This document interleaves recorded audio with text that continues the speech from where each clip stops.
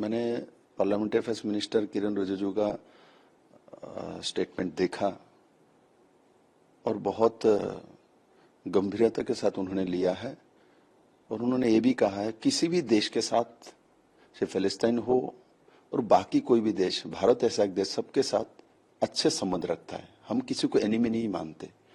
अब वो ओत लेते समय फिलिस्तीन जिंदाबाद बोल सकते हैं क्या? नहीं, बात वहां है। अब भारत माता जिंदाबाद नहीं बोल सकते और दूसरे देश का जिंदाबाद बोल रहे हैं, उसमें प्रश्न है। प्रश्न वहां।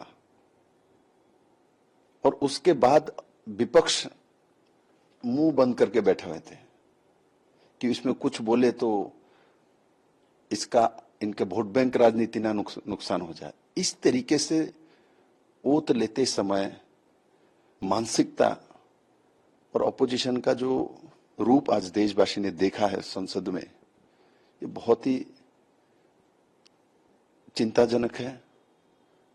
निश्चित देश की जनता ये देख रहे हैं और साथ ही साथ आज मैंने भी ओत लेते समय जानता हूं, ओत लेने का नियम है, ओत के जो 4 लाइन दिया जाता है वही आपको बोलनी है, वही बोलना है। क्योंकि मैं एक राज्य का मुख्यमंत्री रह चुका हूं, में से एमएलए भी बन चुका हूं, राज्यसभा का भी एमपी में रह चुका हूं।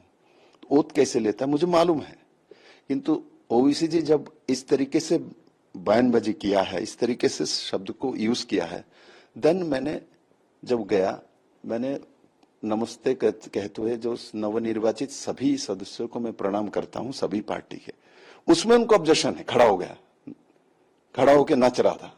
ये संविधान विरोधी वर्ड है। नमस्कार करना संविधान विरोधी वर्ड है तो बाकी सब ओबीसी क्या बोल रहे थे? तो आपके हिसाब से नमस्ते बोलना भारतीय संस्कृति और भारतीय व्यवस्था को आप मानने के लिए तैयार नहीं है।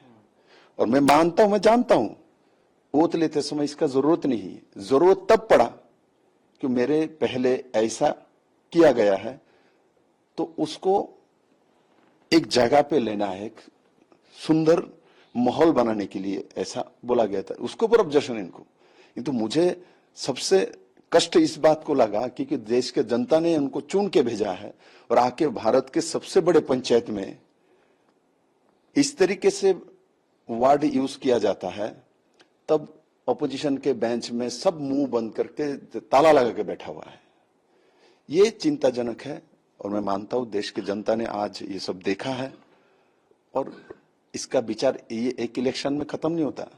जनता बहुत समझदार है। हम लोगों को लगता है हमने इतने वोट से जीत के आ गया तो हम ही सिकंदर है, ऐसा नहीं होता। मैंने बड़े बड़े सिकंदर को देखा, 10 लाख में वोट में जीता था, नेक्स्ट टाइम जमानत जब्त कराता है। तो इसलिए मैं मानता हूं सब मिलके देश के डेवलपमेंट के हित में काम करना चाहिए। शब्द चयन करके बात पार्लियामेंट में करनी चाहिए, क्योंकि सर्वोच्च ये पंचायत है, लोकसभा और राज्यसभा, सभी पार्टी के लिए शब्द चयन और शब्द को किस तरीके से रखना, ये इस देश के बड़े बड़े अलग अलग पार्टी में बहुत विद्वान सांसद रहे हैं। मैं कभी कभी वही लोगों का भाषण इनके सब देखता हूं, सीखने की कोशिश करता हूं और वैसे से ही रास्ता निकल सकता है। और अभी जिस तरीके से अपोजिशन एक वोट बैंक राजनीति में जाने की पूरा व्यवस्था बना के रखा है, ये देश के लिए सटीक नहीं है। सबके लिए सोचना चाहिए, सबके लिए काम करना चाहिए, जो कि नरेंद्र भाई मोदी करता है और आगे भी करते रहेंगे, ऐसा हमको पूरा विश्वास है। लेकिन आपके मुताबिक, क्योंकि 2 देशों के बीच में लड़ाई चल रही है, हिंदुस्तान का कोई लेना देना नहीं है, और ये मैंने आपको बोला ना, वोट बैंक पॉलिटिक्स करता है। भड़काने वाले भड़का के राजनीति करने वाले हैं, इमोशंस में राजनीति करने वाले हैं, और जो शब्द मैंने भड़काने वाला राजनीति करता है वो देश के हित में, जनता के हित में सोचता ही नहीं है,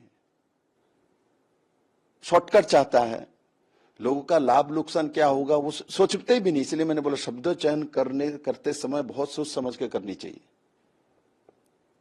क्योंकि एक एमपी छोटी बात नहीं होता।